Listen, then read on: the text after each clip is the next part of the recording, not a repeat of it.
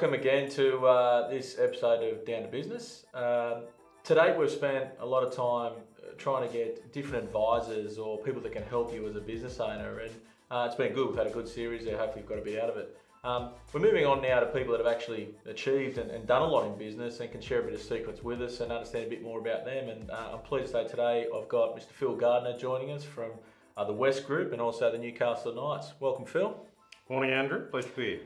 So I guess, Phil, a lot of people around, especially around the hunter community, obviously know who you are, but probably don't understand all your story. So I might throw it to you to give a bit of an intro about how you find yourself into the West Group and been there for quite a long time through its success, and a bit more about yourself. Well, probably, unfortunately, Andrew, I trained as an accountant, so I did a commerce degree at university, and after that finished, I went and got a personality surgically planted into my body, and I only worked for a very short period of time as an accountant. I found that my strength in life was managing people, managing businesses. So I very quickly went from that to running my own business, and I found myself in clubs some time later. And I've been really lucky in Newcastle because I've managed to work across most of the big organisations, most of the big corporate organisations in the town.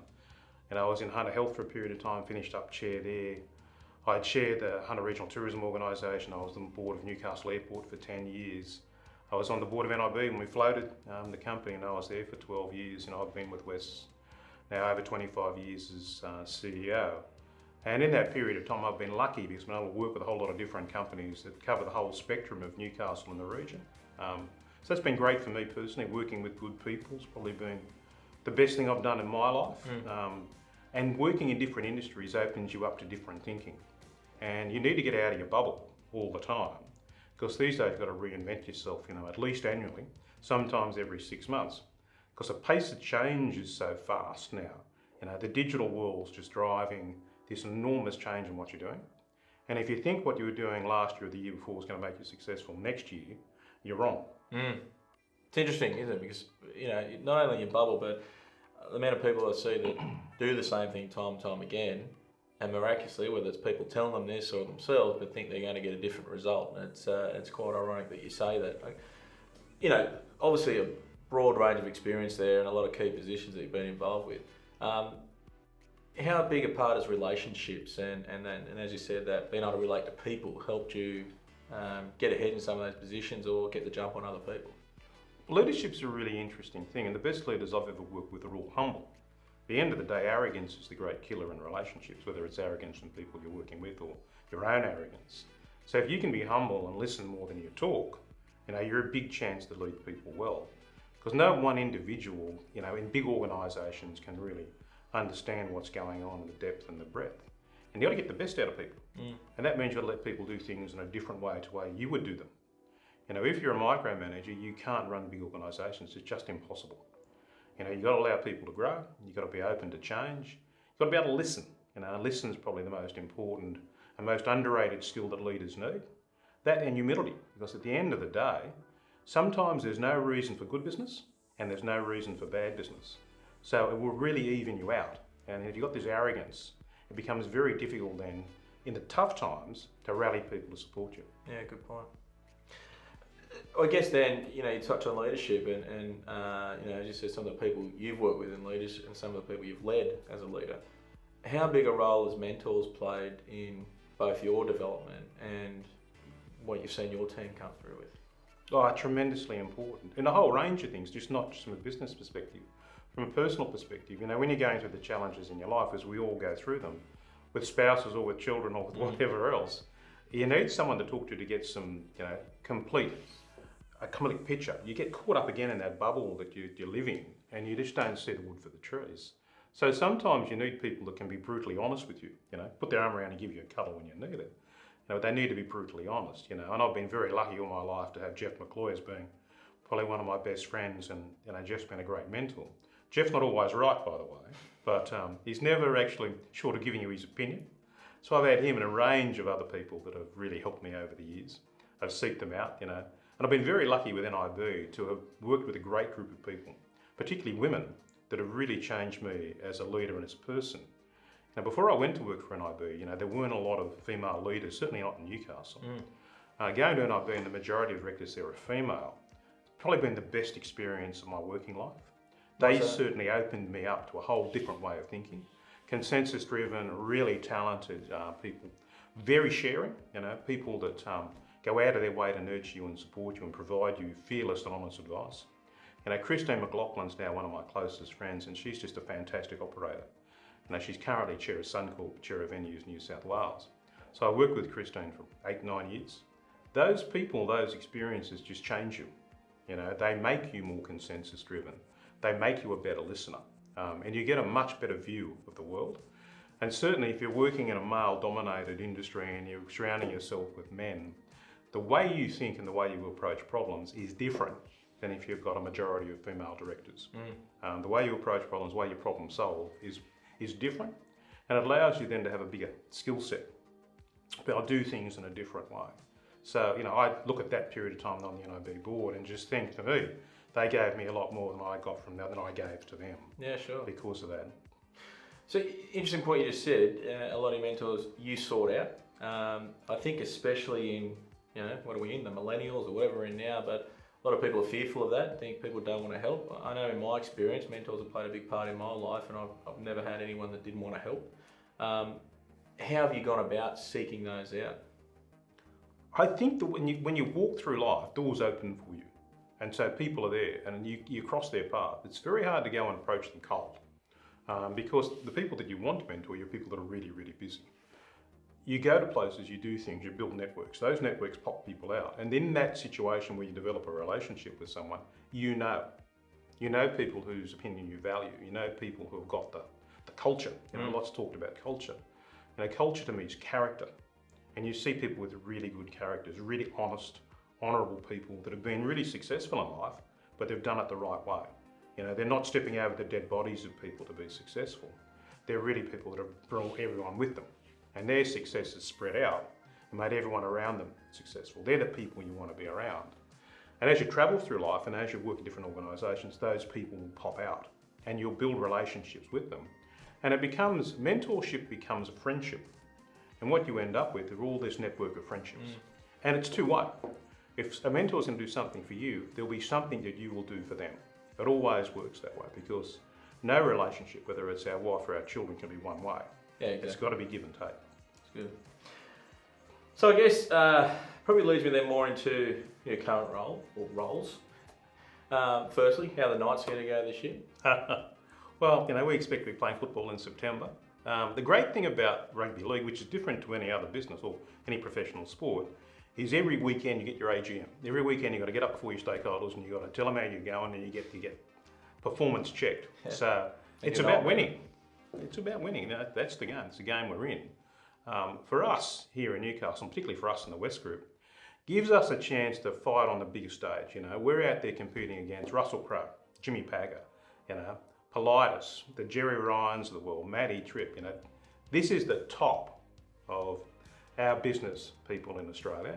They're passionate, they're committed. So we've got the chance to do something in Newcastle that can be really special if we can get there. We want to be a side that's going to be top 4 every year, or at least be trying for top 4 every year. And in that period of time, somewhere a premiership will come. But we want to be right up the top. We want to be seen as being a leader in professional sport. We think that's good for our region. We think it's good for our people. Our passion in northern New South Wales is really strong. We think that's the best thing we can do for our community.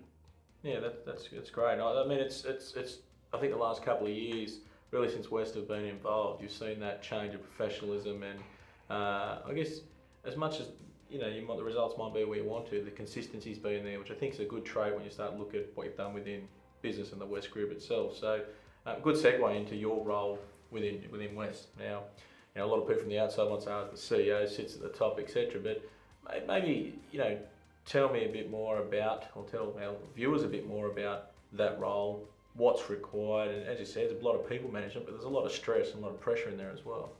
Yeah, well, these days good businesses are based on scale, scope, learning, and network effect. What we've attempted to do with the West Group is to build a big network. So we've got 130,000 members, we've got 30,000 members of the Knights. Now that gives us a big network effect across the region. So as we've bought other clubs and built the business, we've created scale. So we've got for a hospitality business, we're the largest registered club business in the world. We're certainly the largest hospitality business in the state after Star City. So we've got scale. We've got scope now because we're across all these different businesses.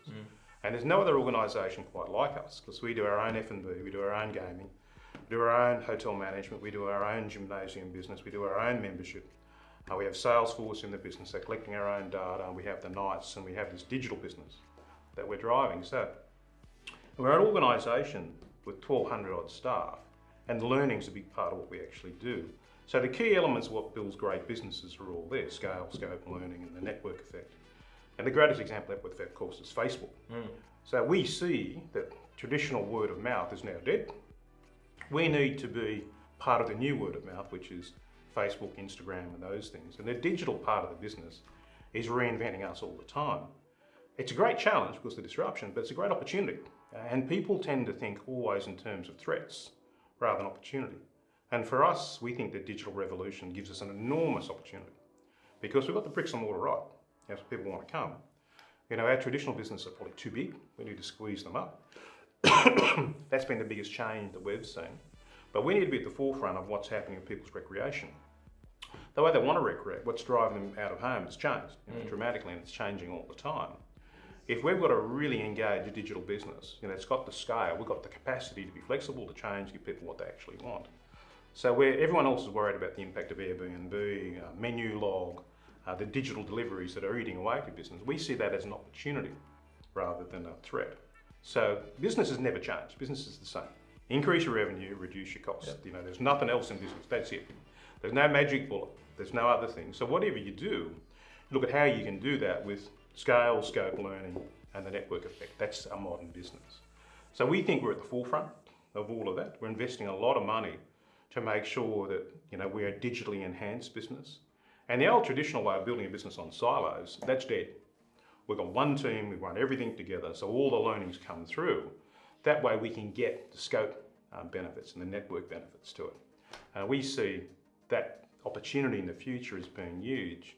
We've built a base of a business that on the back of property. So over the years we've bought and taken over a lot of clubs. Each one of those clubs had large land holdings. So separate to the core business, we have over $150 million worth of land assets. Yeah, okay. That gives us an opportunity to build separate businesses. Again, brings our scope out. So we can now build over 55s, we can build apartments, we can go into retirement living, which is a direct connection to where we are, but it's a diversification, increases the scope. And with the digital network effect, it gives us an opportunity to drive revenue out of those that probably other organisations don't have. So we're always looking at how do you take the core, build the core, without giving the core away. Because people come to us because they want the cheapest beer, the cheapest meals, the warmest service, and the hottest machines. So we'll never let that core business go. But for us to thrive in a digital economy, we have to be at the forefront of change. Understand change, we've got to be talking to our members. And it's easier these days to have a conversation with your members than it's ever been, because they're happy to have a digital conversation with us. Our open rates on our emails are 50%. 1 in 2 gets open. There's no one, not Apple, no one has that sort of open rate. Our net promoter score is 78. NIB, I think they're about 7. Yeah. The NRL itself's -2. We're at 78. So we've got this wonderful relationship with the members, as long as we don't cock it up. And they want to talk to us, and they're happy to, consume the products that we want to sell in that boundary of things they see appropriate for us. So that's where we need to go. That's the great opportunity. The issue for us is we have 127,000 members and 30,000 Knights members, so how do I grow that? So we actually have to build a business. So we're relevant from Gosford to the Queensland border. Yeah. So that's stage 1. And somewhere probably beyond my time, hopefully it's like Barcelona, where you become relevant around the world. And that's not an unrealistic goal for the organisation to have, because rugby league is this unique sport, and you can have fans anywhere in the world. And if we can end up somewhere down the track having 20 million or 30 million fans who are prepared to pay you, $5 a month to be a member, it becomes a great business. Well, as you see kids walking around here with, overseas, whether it be basketball, NFL, soccer, merchandise on. It's the same sort of concept. But Well, Ronaldo has 200 million followers by himself. The most followed male athlete in Australia now is Kalen Ponga. Kalen's got 100,000 TikTok followers, which he got in 4 weeks. Rugby league has this huge potential. Unfortunately, with rugby league, it hasn't been run well, ever. Whether we can make a difference to that, only time will tell. But now there's some very rich, very powerful, very committed people involved in the game. I think the future of the game is really strong, really, really strong. As a niche sport, you know, it'll never be a soccer, it'll never be an NFL, but it can be a really strong niche sport. The 10 years before we took over the Knights, they lost $50 million. We made 1.1 million the first year, we made 900,000 the second year. We'll make a profit every year. Now, that's just by going back to core business, running the place well, getting the revenue up, getting your expenses down. So these are good businesses. And making the experience of the people that are, as you said, no different to your clubs. When people come to visit there, it's the same as the footy. Well, we're asked the question all the time, who owns the Knights? The fans own the Knights. You know, we're caretakers of the brand. So for us, again, it's about being humble. You know, you got to remember who owns the place. What are we doing this for? You know, we're doing it for the fans. That's what it's about. And it becomes a virtuous circle. As long as you make sure the people at the top don't forget who they actually work for, then you're a chance. I think the banks have forgotten that. Certainly the board of directors have forgotten who they work for. You know, they think they work for the institutions. They think they work for primarily for the shareholders. They're working for the community. They're working for those people that are putting their money in the bank every day. You know, we work for everyone that's a fan, not just those that turn up to the game, but every person that's a fan of the club, wherever they live in the world. That's what we're doing. So hopefully, you know, we get a club that everyone can respect. You know, we want the Knights, even if you're not a rugby league fan, we want everyone to respect the Knights. You know, they're a good club, they're good people. You know, they do as you said, you're going wider, but you know, I'm not from Newcastle originally, and I think I feel sorry for you, Andrew.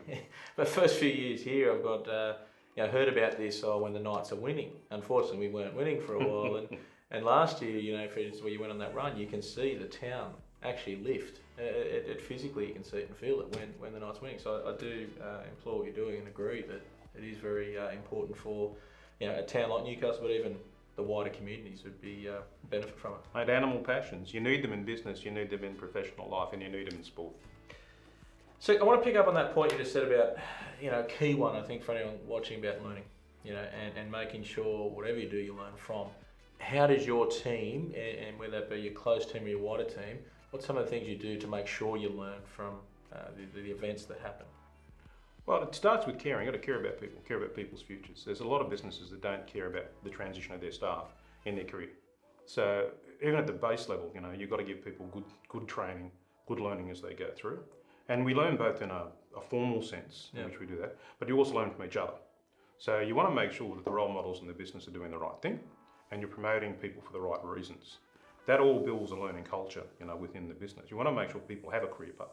So you want to support them. Even if that career path's not within your own organisation, if it can be externally, that's a good thing. We love to see people leave us to improve. I hate to see people leave us so they're going backwards. So that whole learning environment's really important for people. And it gives them a sense of self-worth as well.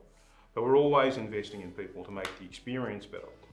If we have staff that don't want to come to work, how can they be of service to others? You know, if they can't smile on their way to work, how do I expect them to turn around when they get to work and suddenly smile and be nice to customers? So we've got to try and create an environment for people where they like coming to work and they enjoy the interaction with people that are coming in to be served. Because that's what people come to us. At the end of the day, the most important thing is warm service. You don't go someplace where people growl at you. Yeah, good point. So I guess those learnings, and as you said, sticking to core business has been a key success for the West Group. What else is, I guess, seeing the success in your time with West, or even other roles for that matter, but some of the key things to your insight into what makes businesses great? You know, you've said the warm service, you said sticking to your core, you said, you know, understand your market and what they want. Any other tips? Because West weren't always the size of what they are now. Okay, you've obviously seen some great things happen. You've obviously seen things that haven't worked. Yeah, well, I think we go back to learning, don't we? Good organisations learn. There's been a huge number of clubs go broke, huge number of pubs go broke, because they continue to do the same thing without learning. So they're seeing their sales, their beverage sales in particular, decline. So they keep trying to actually drive the beverage sales, rather than move into the food side of the business that's driving visitation. And then they end up competing on the wrong areas. The organisation's not actually learning. You learn through interacting with your customers, doing your research, knowing what's going on, and then you actually try a whole lot of small bets. And you follow the golden thread. The things that work, you follow. But if you're not always trying something new, you're stuck in that paradigm of where you've always been. So we're always throwing new opportunities out there, whether it's in the fitness business or whether it's in the food business, the beverage business, a combination. We're always trying something new. That's why we bought the Anchorage. We saw that we were tied into the corporate market in Newcastle. The Anchorage is a resort market for us, and it's been incredibly successful for us. It's certainly, I think, now as good a resort as there is in the country, and our numbers are through the roof. We paid $9 million for it. We were offered $35 million for it before Christmas. That's a mark of where it's gone in that 6-year period of time. So, and that's a completely different business for us. So we've absorbed that business, and we see that as a big part of our future as well. But the organisation learnt. We saw what was going on. We saw what we needed to do. We saw the change. It's why we went to Port Stephens, took on the RSL. Because we needed that diversification. We're doing the same thing now, looking at Port Macquarie and the Central Coast to try and develop that Gosford to the Queensland border. And these will be different models. These won't be the traditional model of clubs, because the auditoriums don't work anymore in clubs. The market's completely different. What people want from recreation's changed, and it'll change again in 6 months' time, and it'll change again after that. So we need to be flexible and nimble. So an organisation that's always communicating and talking to its members, it's always learning. You take those learnings and you look for the opportunity to commercialise them, or just do what the members want. You follow the one that works out of the 5 that you've tried, and you forget about the 4 that failed. And we never talk about the 4 that failed, we just talk about the ones that worked. But there's nobody that's been successful who's not having a regular failure. It's just impossible. And you've got to make sure your staff understand that too, because it's good to fail, because you've had a go. We've tried so many promotions. Providing you get the learnings out of it, as you said. Providing you get the learnings out of it. Thanks for that. I guess, talk a bit more personally in your role in that. What are some of the habits that you implement, whether it be day to day, week to week, month to month, whatever it may be, to ensure that you keep being in the best position to drive that team and that organisation and to remain successful? Well, you need to learn yourself. The point you made earlier about mentors, you need to have people around you that are doing different things. If you can work in other industries, that's really good. And certainly for the first time in my working life, I don't have another job. I've only got 2 jobs. I have not had less than 3 jobs since I was 15. So I'm feeling a little bit that I need to get some other learning out there currently. So I think you've always got to be learning yourself. You've always got to be inquisitive. You've always got to be mildly discontented. The moment you become contented in life, you really stop pushing. So regardless of how successful you are, you need to feel this mild discontent all the time to push people. So it starts with yourself, starts with your learning, but also starts with your disciplines. You turn up on time. You listen to people. You get people in. You communicate as much as you possibly can. Though it's really hard, that part's really hard to give all that time to people, but you need to. You need to be really well managed, and you need to get people around you being really well managed. And certainly my 2 years now with the Knights, the successful football clubs where the head coaches is the best disciplined and the best managed. There's no doubt about that. The really successful guys, first one's in, last one's out, but they're driving a discipline right through the whole club. They're there on time. They give people respect. They're listeners. The ones that aren't successful are the ones that turn up late carrying their shoes, and there's a big difference between the 3 or 4 at the top and the rest of the people in coaching and administration of professional sport. Okay. So, with that in mind, I've gone through some great stuff already, but if there is other advice, what is the best advice you've been given or could provide to a business owner? I think the thing that I live my life by is I hold my views really, really strongly, but loosely. The moment I see something better, I'm off. I'll sit around and I'll argue with my team about what we should do. But the moment I see something better, I forget what I just thought 5 minutes ago. I'm following that. Yeah, sure. So that's the most important thing you can do. Be passionate, and really, belief. But the moment you see a better way to do it, you've got to adopt it. Because what happens if the bloke at the top gets really fixated, the business is done. You're over. Because you can't accept failure. So you'll keep doing the same thing again because you can't be wrong. I'm so smart, I can't be wrong. And you just run the business into the ground. You see it all the time. You've got to be able to say, well, okay, I was wrong about that. Let that go. I'll let that belief go. I'll go and do something else. Particularly in the 4th industrial revolution, you need to be able to be flexible and nimble. So talk to as many people as you can. Listen to your own team as much as you possibly can. Argue for and against things, even if you don't believe it, to get to the right result. And then when you get there, you embrace that new idea. That's the most important thing. And you get people within your own organisation that have power within their silos. So they even, they don't even know what their biases are, but they'll argue from that bias because they want to keep their power in the silo. You've got to try and break all the silos down now. in business. You've got to get that network effect right across your own business first. You've got these people that've got all these skills. Make sure you're listening to them. Then you've got all these customers who've got all their skills as well. And for us, with 130,000 members now, 30,000 nights, we have lots of good people out there who are really happy to give us their advice all the time, sometimes too often. But they're a resource. It's a way the business can actually learn. You've got to be open to that. As hard as that is at times, I can't walk through the supermarket and not get a whole lot of advice, but it is what it is. Yeah. And you're obviously part of that communication process. If you didn't take it on, it could hurt you otherwise. Well, it does, and I think everything we do, signalling theory, everything we do in life signals someone. It doesn't matter what it is, what we do at home signals your wife and your children. What you do at work signals the rest of your staff, and it's also signaling your members, and what we do in the night signals the whole community. So we need to be really careful the signals we send. And if we believe we want to be a respected organisation, we've got to treat other people with respect. So if we think we're a humble organisation, then you've got to show that. So that signalling theory is really important to us in our business. And I talk to my staff about it all the time. You've got to walk the walk, not just talk it. But you're sending out signals all the time. The staff are watching you. You walk past, step over a piece of paper, and if you walk out and leave that dirty toilet, that's a signal to the staff. If it's not good enough for you to fix it, then why is it good enough for them to fix it? So the signals we send in business are vital. The signals we send as a human being to other people are vital. And we need to be really aware of that. And we need to be aware of the impact of those on other people.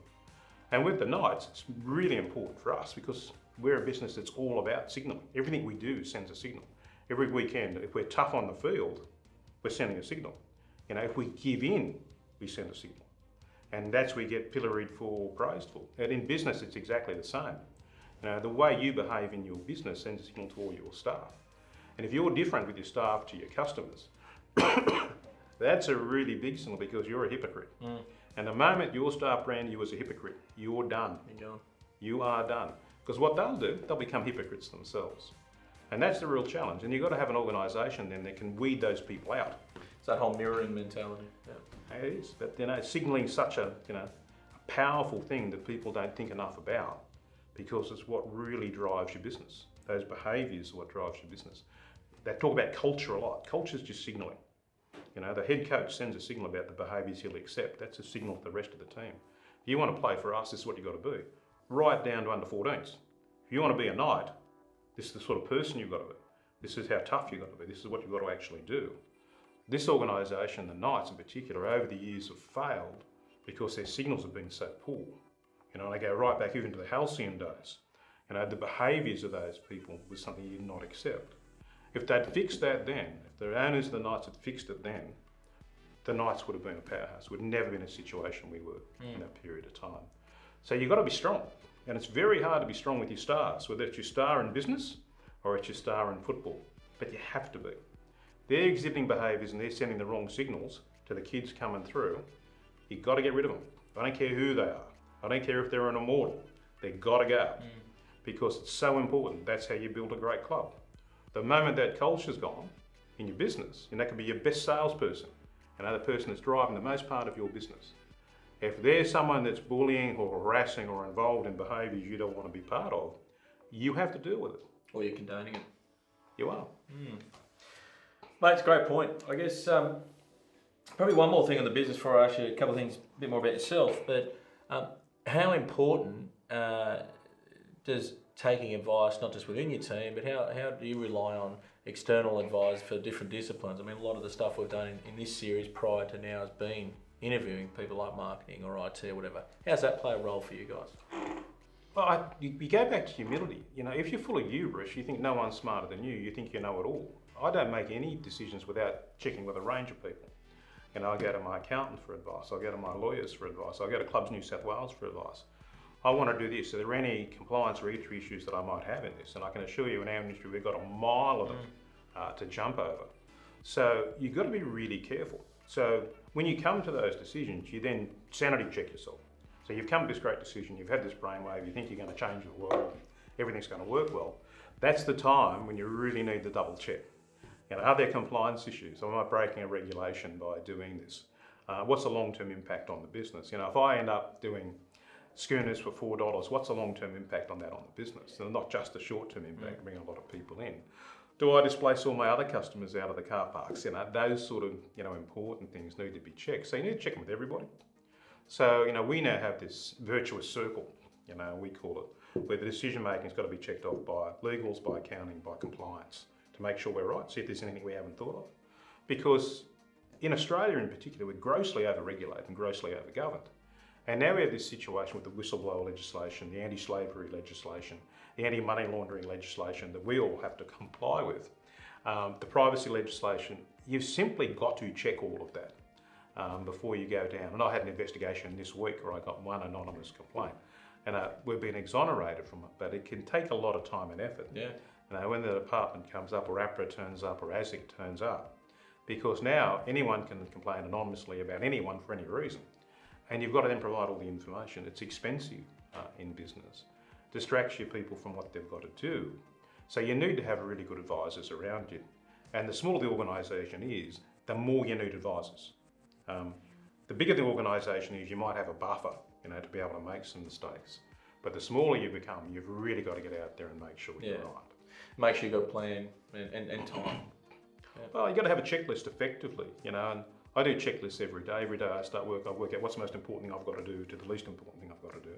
And always at the top regulations, it's compliance, because I know the impact of when someone turns up with a complaint, you've got to then pull everyone out to try and provide the information to liquor and gaming or ASIC or APRA, or the anti-money laundering people turn up, counter-terrorism people turn up, and they're in your business for a week and all your staff are doing that rather than what you want them to do, service your customers. Probably a final couple of things, more for yourself. You've got a lot on your plate. It's evident just by our conversation here, let alone what I also know about you. But how do you balance your time, especially not just from a business point of view, but you mentioned family a lot. You've got social stuff. You've got a passion not just to be involved in nights, but to actually watch nights. How do you manage that time, and how do you stay accountable to those other people in your life? That's the hardest part of life. Did you have an answer to that, Andrew? I think all the things that you do well in business, if you can transfer those into your private life, and it's about listening. So about listening to your family. You've got to prioritise them with the time you've got. So then you listen to them. What do they want to do? What's important to them? For instance, I stopped playing golf some 10 years ago because it took me away all Saturday. I used to play golf in the morning and comp tennis in the afternoon. So then I'd go to work. That caused a lot of problems in my life. I've learned from that. So now I'm prioritising on weekends when I've got the time of family. So I listen to them. What do they want to do? So I do that first. Certainly we focus around holidays so that when we do go away, everyone's really happy with what they're doing. So listening is equally as important at home as it is at work. Signalling at home is equally as important as it is at work. Loading the dishwasher, unloading the dishwasher, all the little things are really important. And if my wife's going to watch this, I could be in lots of trouble. But it is, that's part and parcel of what you've got to do. So a good rounded life is no different to a good rounded life at work. What people do is they become selfish. Work dominates everything, and they forget that when you go home, it's a business as well. You're in a partnership with someone, with your family, with your friends, with your partner, whoever that is. So you've got to transfer all that stuff, that respect, that love, that attention, that listening, the humbleness, the compassion, and take it home with you. Really, really hard. And it's hard, particularly for us, not to be selfish. That's the big thing. What can I do, that I like to do that, doesn't impact. So if you want to go surfing, do it early in the morning. What you do, get up and go for a run on the beach early, those things. Listen.